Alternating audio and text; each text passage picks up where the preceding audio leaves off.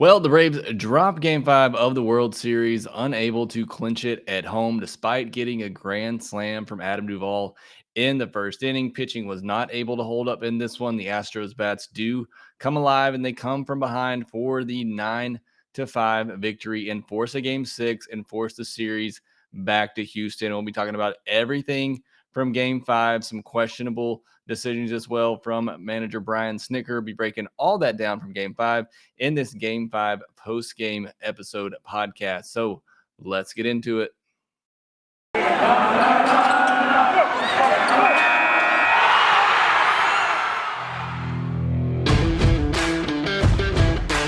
Hey, this is Stacey Gotsoulias, DC Lundberg, Ryan Finkelstein, Taylor Blake Ward, host of Locked On Yankees, Locked On Mariners, Locked On Mets, Locked On Angels, and you're listening to Locked On Braves. Locked On Braves, Locked On Braves, part of the Locked On Podcast Network.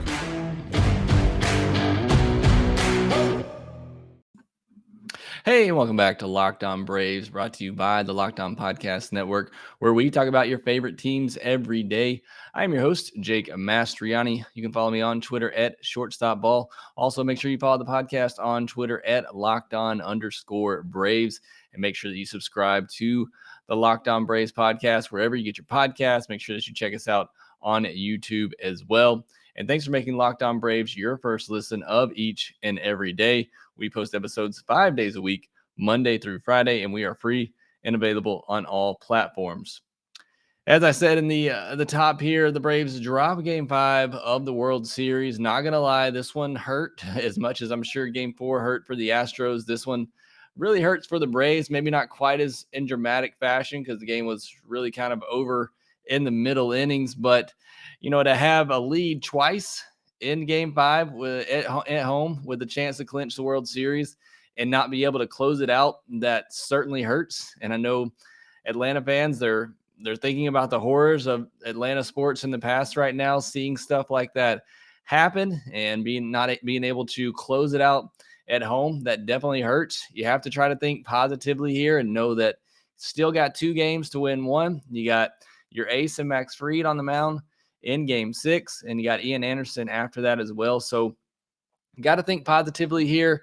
You still have a really good shot at winning this World Series, but it does sting not to be able to do it at home. If for no other reason than I really wanted to see Rob Manfred have to hand the Braves a trophy in Atlanta just to see how loud he gets booed. But that dream, unfortunately, will not be coming true here. But the Braves' dreams are still alive, so you got to keep that in mind. But still tough, especially you get a grand slam in the first inning from Adam Duvall.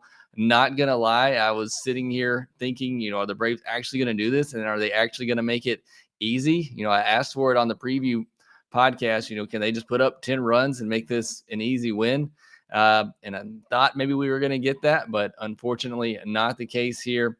Some questionable pitching choices from manager Brian Snicker in this one. I thought he managed this game more for game 6 and game 7 than he did for winning game 5. We'll see if that works, if that is his benefit going forward in the series or not, but definitely some questionable moves here, which we'll get into later in the podcast. And I wonder if the moment got too big for the Braves as well.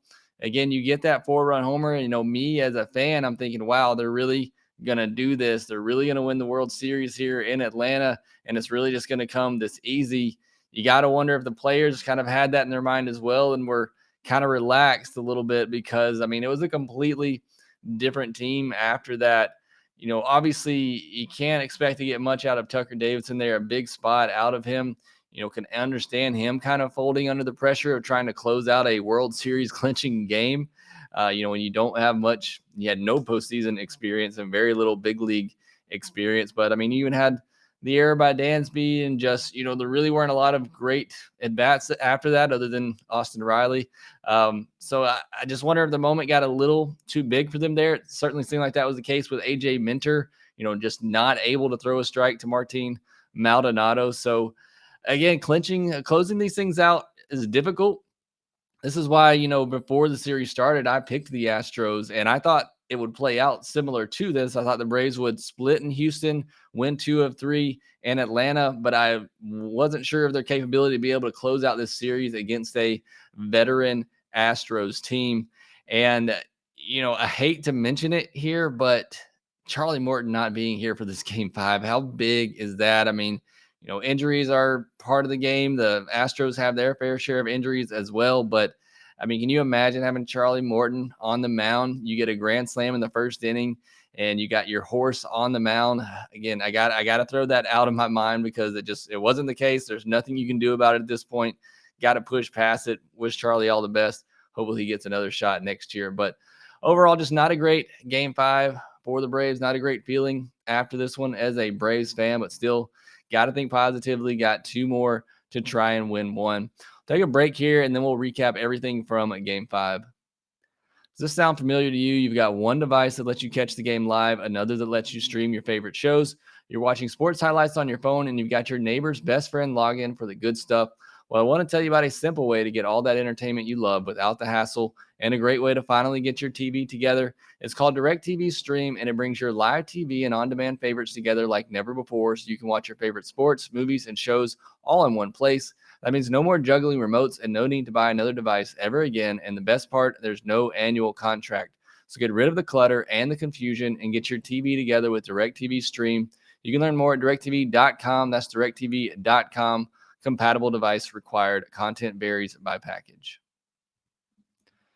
All right, so going through the recap of this game, again, it was pretty clear for me at least, and I think to a lot of people watching this game, that Tucker Davidson just didn't have it. And that's no shot at him. I mean, it was pretty clear for Dylan Lee too in game 4. But again, no shot at Tucker Davidson here. The kid hasn't pitched in a big league game since June. He's only had 5 big league starts altogether. Hasn't pitched in a postseason yet. This is a big ask of him to try to get several innings for the Braves in this game. But it was pretty clear from the start that it just wasn't going to be his day. He did get through the first inning.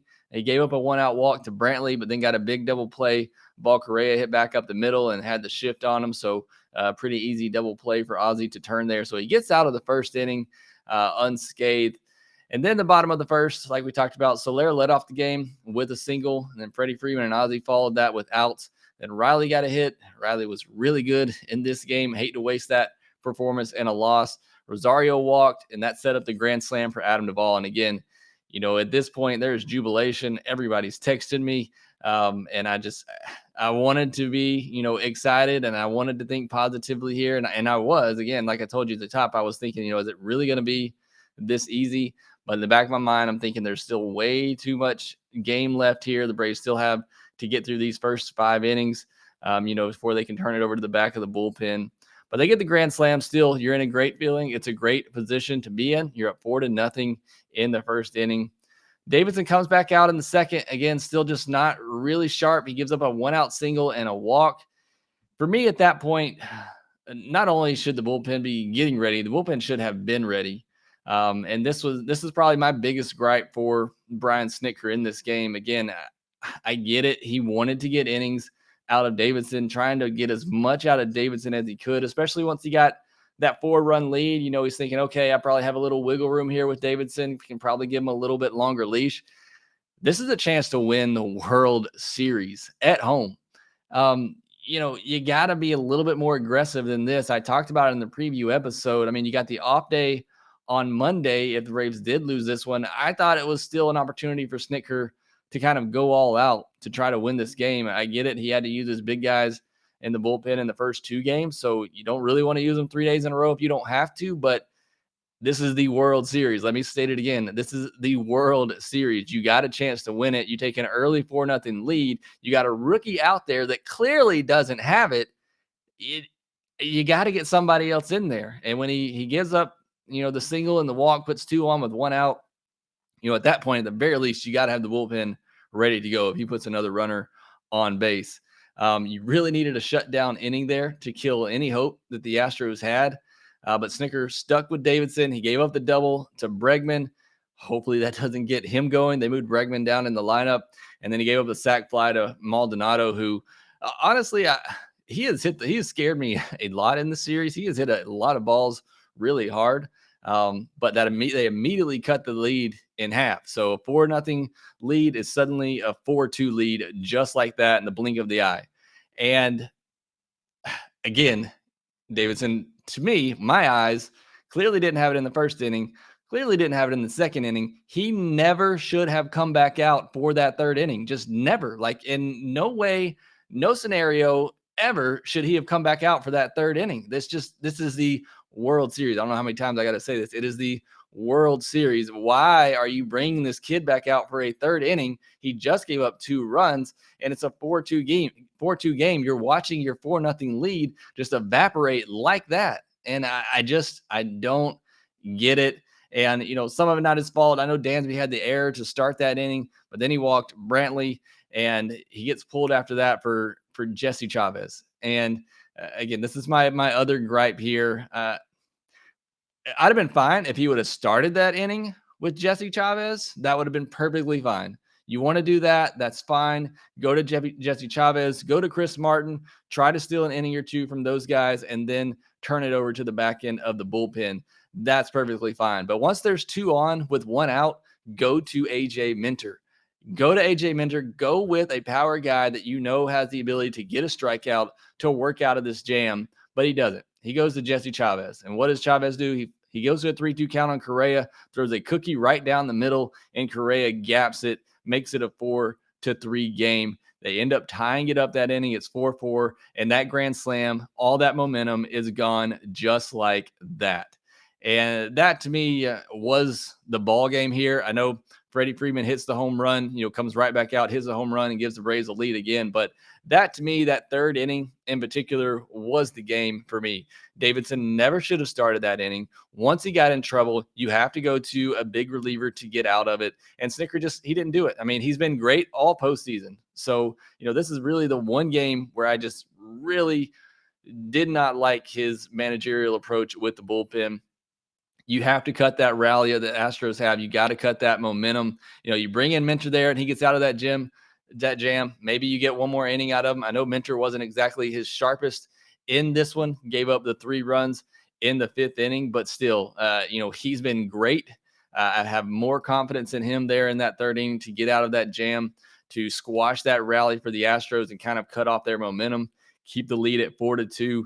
And, who knows how it would have played out after that. I get it. You still have to get through those innings before you can get to Luke Jackson and Matzik and Smith in the back of the bullpen. You got to get through at least 5 innings for that to happen. But still, that to me was the game. Davidson never should have come out for the 3rd inning. And you got to go to a power pitcher to get out of that jam. And he didn't. The Astros tied it up. Like I said, again, credit to Freddie Freeman. He came right back out, hit an absolute blast, 460 feet, to give the Braves the lead once again at 5-4. And you kind of felt like that was going to be the moment, right? Like the Braves guy comes out, after they just blew a 4-0 lead, he hits an absolute bomb to give them the lead. And you're thinking, okay, here's the moment. Freddie Freeman, the franchise player, comes out, gives them the lead in Game 5. And, I'm thinking, okay, this is the moment. Things are going to settle back down here. And that wasn't the case, unfortunately. Another questionable decision here. After the Braves take the 5-4 lead, Chavez comes back out. Again, that's fine. He gave up a hit to Greinke, which is whatever. And then he gets Altuve out, and Brantley's coming up. And Snitker decides to bring in Minter. This to me was a bad move for a couple of reasons. And I'm kind of, again, I said earlier, should have brought in Minter when it was in a jam. This to me wasn't a jam. It was a 1-out single by a pitcher who happened to be late on a pitch and squared it up the other way, good on Greinke. But then I didn't feel like this was necessarily a jam. And you let Chavez get through that inning potentially. If he gets Brantley out, then you had the pitcher spot coming up that next inning anyway. Could have used a pinch hitter. Instead, Snitker decides to bring in Minter to now put out the jam, a 2-out jam with a runner on first. So I don't get that. I just don't understand what Snitker was doing with a lot of the moves in this game. If you were going to go to Minter there with 2 outs and a runner on first, why weren't you going to go to him with 2 on and 1 out in the 3rd inning when you're trying to stop a rally? I don't get that at all from Snitker in this game. But, Minter gets out. He does get Brantley. He gets out of there. He ends up having to bat in the bottom of the inning. Like I said, the pitcher spot came up. He comes back out for the fifth, gives up a two strike single to Correa, and then a 1-out single to Gurriel. Gets Tucker to ground out. Then they intentionally walk Bregman, which I get it. Bregman is a good hitter overall. He has not been good in this postseason. He did have the double earlier in the game, but that to me I thought was a bit questionable, especially in hindsight. But it just put a lot of pressure on Minter there. With the bases loaded and a walk can force in a run, and Maldonado going up there, he's guarding the plate. He's just taking pitches. I mean, he's daring Minter to throw him a strike, and I think Minter let the moment get to him a little bit. I think he was honestly a little tired too, and just unable to throw a strike. Walks Maldonado, ties the game up, gives up a bloop single to a pinch hit Marwin Gonzalez, and it's 7-5. And I mean, that was the game. The third inning and that spot right there as well. If Minter can just throw strikes to Maldonado, he's out of that jam, but he can't. And the Astros take the lead, and that was pretty much the game right there. I mean, and then Snitker throws in the white flag in the seventh inning. I know everybody was up in arms about that one with Smiley. I can actually live with that a little bit more than I can how he managed the earlier part of the game when you had a lead. Still, bringing in Smiley is never a good situation, but it was a 2-run game still at that point in the seventh when you bring in Smiley.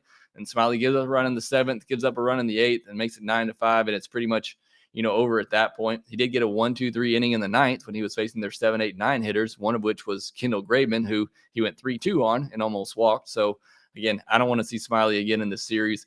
He did cover the last 3 innings, which I guess saved the bullpen in that regard, and the offense didn't come back. So, I guess, in hindsight, if you want to look at it now, I guess it was the right move for Snitker not to use his big bullpen guys because the offense didn't mount a comeback there. But again, I can get over the Smiley one. It's the early inning decisions to, not go to somebody else to start the third and to not go to Minter.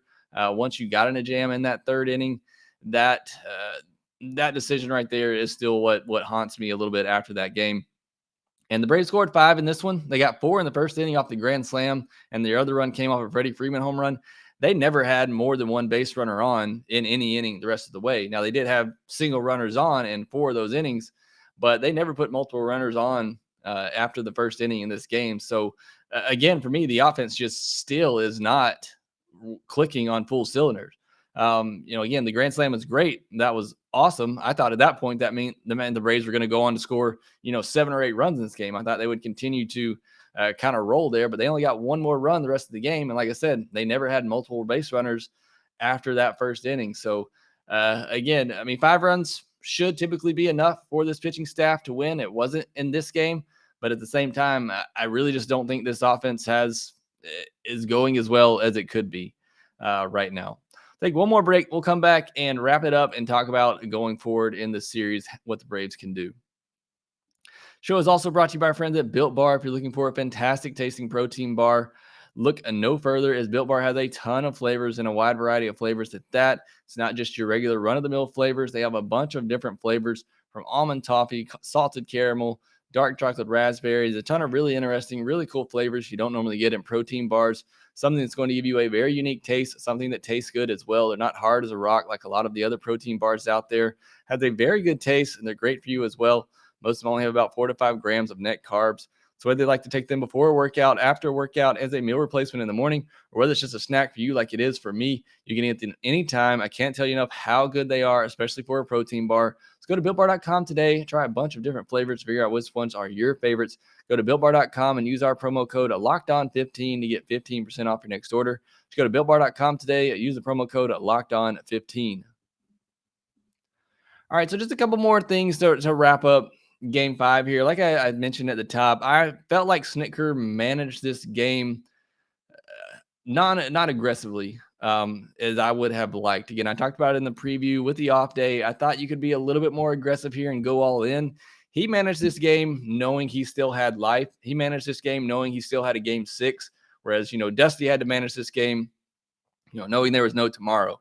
And Smoltz mentioned it during the game. Sometimes it's easier for a manager in that spot when you have no tomorrow to manage that type of game because you can't waste any bullets. As Snickers' back was against the wall, if they were in reverse here, I think Minter would have come in that third inning. I think you would have seen Luke Jackson, Tyler Maxick come in the sixth and seventh innings there. But, Snicker managed, knowing he has, two more chances at this. Like I said, if it works out and it turns out, that's the case, and the difference is the bullpen is rested, ready to go for games 6 and 7, and they get a win in one of those games, then this works out. But at the same time, as a fan's perspective, which is what I'm doing now, taking off the analyst hat, giving you my fan perspective, you had a chance to go for it. You had a chance to win a World Series at home. You had a lead. You had an early 4-0 lead, and I just didn't feel like he did. I didn't feel like he managed aggressively enough to try to seal the deal and get it done. But hopefully, again, it works out for him in the next 2 days, and the Braves are able to get it done with a fresh bullpen. Kind of leads me to my next point as well. I get it. This was kind of the one game you had to play with.